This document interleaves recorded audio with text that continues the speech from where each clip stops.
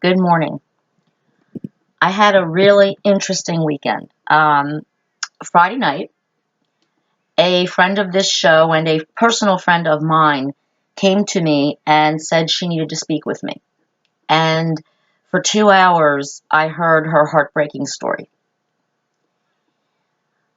Shortly before she came and asked to speak with me, she had gotten a phone call, this was Friday, that her 29-year-old son had not been seen or heard from since 11:30 on Wednesday evening, when he posted something on Facebook. Now, her son is 29, he's an adult, and sadly, he is a heroin addict and suffers from bipolar disorder. While the police were called, again, he is 29 years old. He is an adult, meaning he can disappear if he wants to. He can refuse to answer his phone if he wants to. He can do whatever he wants, even though he has both a history of drug addiction and mental illness. And this is so frustrating. And the agony that this woman poured out to me for her beloved son was palpable. It was palpable. Let me just go through the timeline. One of the other pieces of the puzzle was that when you called this young man's cell phone, a stranger answered it in a state where this young man doesn't live. And the man who answered the phone is a known drug dealer. Apparently, that was found out. Because in very broken English, the man said, if the white boy, this is a quote, if the white boy pays me my money, he'll get his phone back. And this was interesting in a few ways. And as I was speaking with her, I was kind of playing detective as well, because I said, well, now, wait a minute. First of all, the first thing that goes through this poor woman's mind is those 4 boys in Pennsylvania that were just murdered over a drug deal gone bad. But I said to her, look, this guy has his phone, and he's expecting a call from your son with his money. If he had harmed your son, he wouldn't be saying, if your son pays me the money, I'll give you his phone back. He'll get his phone back. So I didn't think at that point that this person had harmed. But you would think the police would be interested in finding and speaking with this man. But again, here is the problem. It's an adult. Okay? We're talking about an adult who, even though he has a history of drug abuse, he is on probation. Um, the police really can't put all their resources into finding him. They tried, they did. And here's what ended up happening. Watching this woman, and I wish I had had a recorder to tape the agony, and that to show this young man what his mother and his sister went through, constantly on their phones, calling anyone they could to try to find their beloved son and brother. His sister was texting constantly, call me, please call me. We are so scared. We are so worried about you. But he's in the grip. He's in the grip of the soul stealer, heroin. And heroin will steal your soul. This young man was so excited because he had tickets to go to a concert on Thursday night. Really excited about it.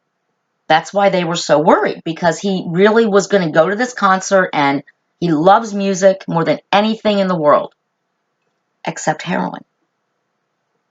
And that call of the drug, he skipped the concert, took off, and Saturday night they got the call. He had been found. Thankfully, he is alive. He had OD'd, was taken to a hospital, given Narcan, and was allowed to leave. He took off again. And they now still don't know where he is, but at least for now they know he is alive. And that's something for a parent of a drug addict. And let me go into some background here. I'm not going to name a lot of names here, and even the title of the show is a quote. But this is people who are dealing with heroin addiction, drug addiction, even alcohol addiction, any addict, and especially you add mental illness to that. I want to go into some background because this young man did not come from a bad family. 2 loving parents, loving siblings. His siblings are awesome, productive members of society. Lots of love. But in high school, he met up with the wrong people and got introduced to the soul stealer, heroin. And now all that matters is the heroin. It's all that matters. He's been in rehab. He's been arrested. It doesn't matter. He steals from his family. He will do anything for his next fix. This is not a bad family. They are a good family. This boy was raised right. But getting involved with the wrong people, and actually it was one wrong person that turned him on to heroin. And now heroin controls his life. It's very sad. And now he's gone again. And probably the next time his loving mother hears from him will be when he needs money for drugs. Or when hopefully, if he looks at his Facebook page and sees all the heartfelt worry, all the people saying, please call us, let us know you're okay, we love you, we care about you. Maybe a light will go off in one of his sober moments. With an adult in the throes of an addiction or a mental illness, you can't force them to get help. Look at all the mass shooters we have heard about, and everybody knew they were ticking time bombs. But the law says once you are over 18, nobody can force you to get help. And if we're really honest, most doctors and rehab people say, if you don't want help, our program isn't going to work. You have to want to get better. And it can be done. People have overcome all kinds of addictions. And people have overcome mental illnesses and lived productive, wonderful lives. And we can only pray that that happens for this young man and his family because they deserve it. But I often wonder to myself, and I've thought about this all weekend, if that young man could have been able to watch the agony that his family went through until they found out that at least he was alive. Barely. They just got him in time to save him with the Narcan. If he had seen the tears coming down his mother's cheeks, his sister frantically calling anybody she could think of, texting anybody she could think of to try to find her beloved brother. If he could feel what I felt in that room, and I'm not family, but if he could have felt the love coming from these people, maybe it would have meant something. Maybe it would have clicked. It would have clicked that heroin does not love him. The friends he gets high with don't love him. His drug dealers do not love him. His mother and his sister adore him. They adore him. And if he could only feel that and understand it and comprehend it, maybe heroin will lose its grip. And he can become the wonderful boy that he was before BH, before heroin. We've talked about heroin and opioid addiction on this show, and unlike any other addiction, it is so prevalent, it is so addictive, and it is destroying families. It doesn't just destroy the addict, it destroys everybody around them, everyone who cares about them. And the war on drugs isn't working. Drug dealers are like roaches. You can get one, but there's 500 more living somewhere else, ready to take their place. You know, you wake up in the morning, there's a roach in your kitchen, you kill it, there's 300 more somewhere in the house hiding. You know it. That's the way it is with drug dealers. And Obviously, the scare tactics that we are trying to instill in our children, children have died the first time they try crystal meth, the first time they take an ecstasy drug, the first time they try heroin. They've died. And you can show these stories. They're real stories. Real people have lost their children from one mistake. They didn't get a second chance. They didn't get a chance to say, I'm sorry, I'm going to get better, I'm not going to do it again. One time, they're dead. They don't have a second chance. Kids will make mistakes, but my God, these mistakes are killing our children. And these lectures, these true stories aren't working, and I don't know what will. I would like to ask you, my viewers, if anything that you have seen or heard works, because we are losing our best and brightest children. Just like in the 80s, we lost so many talented, beautiful people to HIV and to AIDS. Because the lectures about safe sex and condoms and education and getting tested didn't get through. Didn't get through. And the government was a little lax in getting research done because of who AIDS was affecting at first. Homosexual men in California and New York. Nobody cared until babies and women started getting it. Heroin affects everybody. It's not just poor people. It's not just rich people. It's everybody. It is everybody. People from all walks of life. Doctors' kids, lawyers' kids, plumbers' kids, firemen's kids, police officers' kids are getting hooked on this poison. And the problem with heroin today is, even if you're afraid of needles, you can snort it, you can smoke it, and it's out there. And most kids today, when I was growing up, nobody offered me heroin, ever. And even as an adult, when I actually hung out with people who did some drugs, not proud of it, but I did, they even said, don't ever do that heroin crap. No.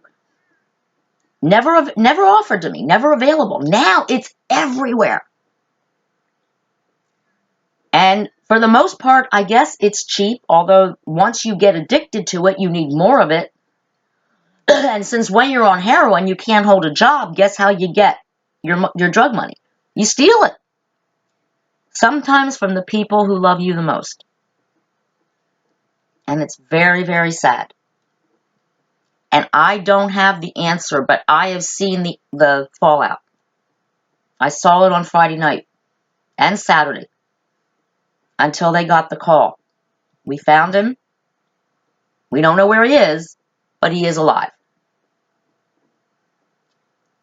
And for the mother of a heroin addict, that's the best news she could have hoped for. If by some bizarre chance the person I'm talking about sees this show, call your mother. Please call your mother. She loves you so much. She loves you so much. And no matter what you've done or what you think you've done or what you think she thinks you've done, your drug dealers aren't going to help you. Possibly the police won't even help you. Heroin is not going to help you. It's not your friend. And your druggy friends are not going to help you. But no matter what, day or night, you call your mother. You say, Mom, I need help. Your mom's going to help you. Because that's what moms do. That's what your mom does. It's a short show today, but I thought I needed to share that story. And any of you kids out there, young people, I know Cece's watching, and maybe Michaela will be watching, and anybody who is young people, high school age, going to college, don't get dragged into this nightmare.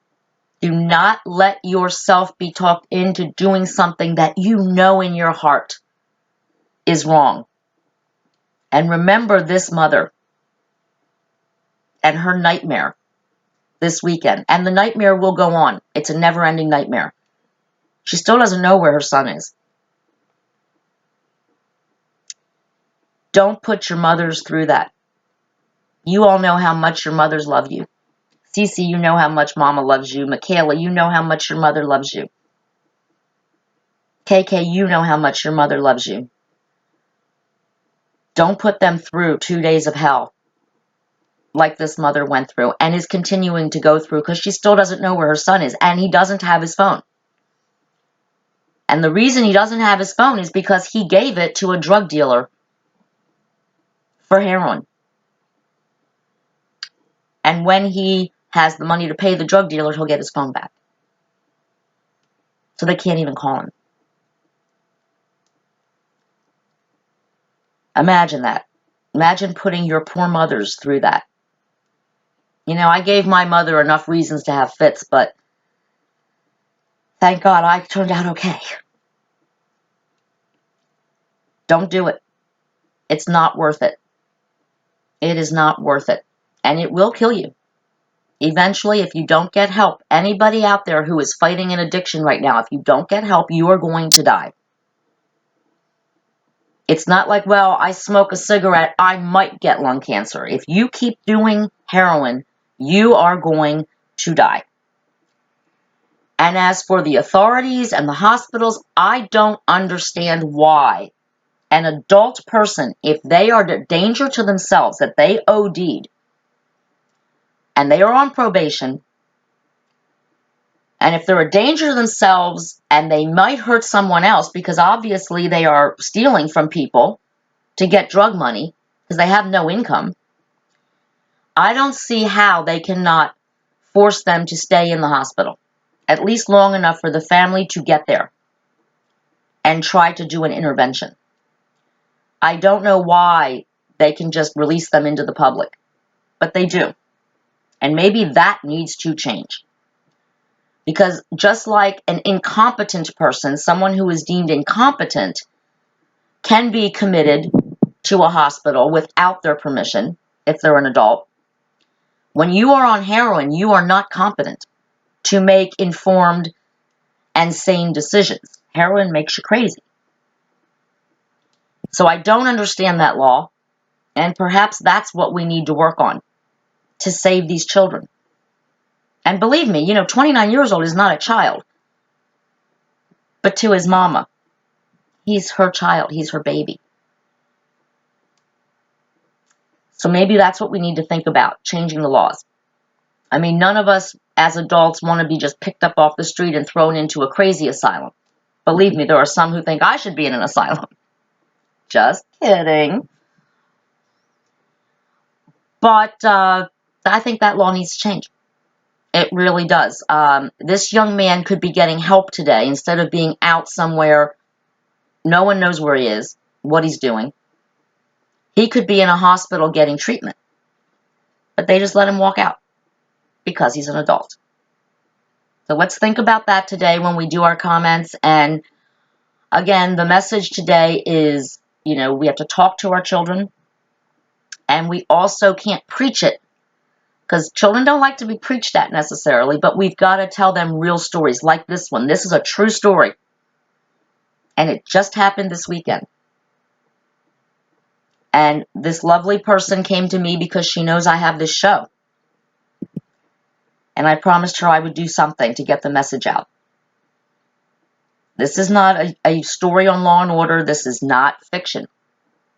Real people, real lives affected by this horrible epidemic of heroin abuse.